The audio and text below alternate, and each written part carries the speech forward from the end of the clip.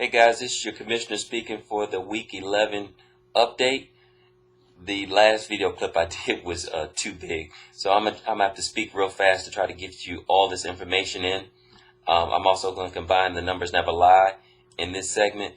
Probably have to reduce the amount of jokes I said. So let me just jump right into it. Dolphins spends $154. 154 points and collecting $66 of hard cold cash. So congratulations, Chad, to winning all that. Now let me go through the playoff scenarios real quick. The Warriors and Browns have made the playoffs. They are at this point just positioning themselves for the bye seeds. It looks like Browns are guaranteed 1 or 2.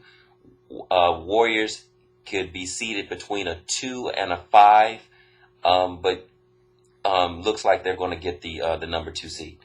Out of the playoffs, as we all know, Q-Dogs and Pudding Foot, or whatever Lawrence wants to name his team at this point. Brooks has a tough road to hoe at 4-7. Is going to need some help, but he needs to win out. He needs the sleepers to lose out, and he needs anger management also to lose out to get that 6th seed. The sleepers control their own fate. They just need to beat Brooks and they'll be in, or have a anger management loss, but playing for seeding just like everyone else. Have the ability to go up to a 3 seed or all the way down to a 6, depending on his own fate. So if he can close out with 2 wins, he has a good opportunity. Because he owns a tie break on Bowie Showstoppers. Bowie Showstoppers is playing for seeding, but 1 win guarantees them a spot. At this point, they know they have a spot, but they can guarantee them the 3 spot. Same thing for Dolphins Fins. They just need 1 win to kind of guarantee the spot, but they're playing for seeding as well. They both can go from a 3 to a 5 as far as seeding is concerned. Assassins, they need to win out. This is the more complex. They combine with this anger management situation here. They need to win out, because if you don't win out and you lose one of these games, and anger management wins out and the Assassins lose one, they have the tie break. Even though that they split head to head by division record, the anger management will be 5-3 in that division and be able to knock out the Assassins. So they're going to need a little help from the Assassins. They don't have an opportunity to take the sleeper spot because the sleepers have the tie break. Also, just some facts that I wanted to provide. I was looking up at the draft history. It looks like Brooks kept 12 of his 14 drafted players are still remain on his roster. Lawrence has 2 of the 14 drafted players on his roster, and the league average is about 6.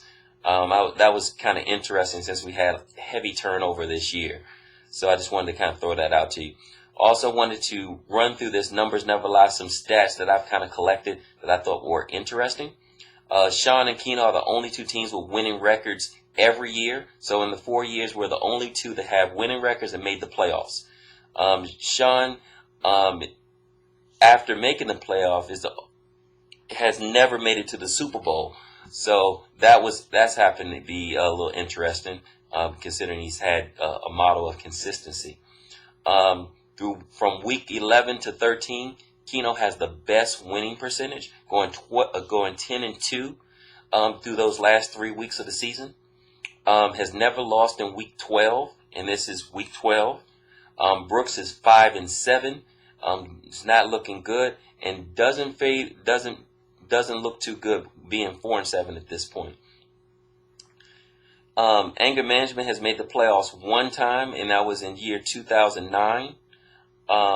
The Warriors own the worst single season record at 1-12. The only win was against Brooks, which is interesting. And what's funny about that is we have an opportunity not only to break that record, but break it and possibly match it as well, all in the same season. The Bowie Showstoppers from week 11 through 13 has has the toughest remaining schedule with opponents winning percentage of 63%. Team Brooks has the easiest with 30%, and putting his opponent's percentage is 33%. So it's interesting there. That's all the stats I have. I got limited time before this thing won't upload. So guys, remember that the deadline is tomorrow, and if you're out on your bike, do wear white.